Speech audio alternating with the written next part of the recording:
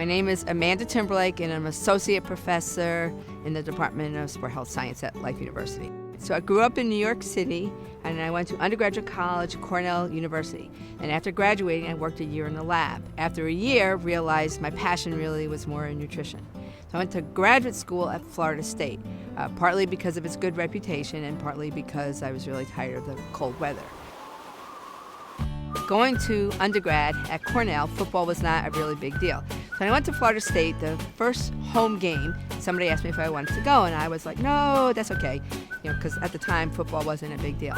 Well, I don't think I've ever felt more alone in my entire life. There was nobody in the apartment complex. There was nobody at the mall. You were either at somebody's apartment watching the game, at a pub watching the game, or at the game if it was a home game. So after that, I started to go to the games, and I must say now I am truly an FSU football fan. After I got my degrees in Florida State, I decided I really did like living in the South. At that time, I met my husband.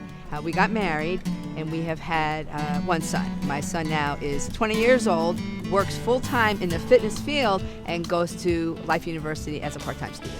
So in my office, you'll see a ton of pictures because one of my hobbies is picture taking and also scrapbooking. I have 2 dogs, so I try and walk them almost every day, 2 to 3 miles. I do a lot of things with my extended family, my nieces, my nephews, my son.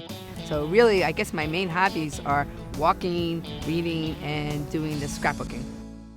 Okay, so my advice to a student is get to know your faculty, get to know the other students. You can learn so much from each other. It's not all about textbook learning, although of course textbooks are important. It's about taking advantage of every single opportunity that's available to you, which involves meeting, discussing, talking, volunteering, going to clubs, anything that can expand your horizons.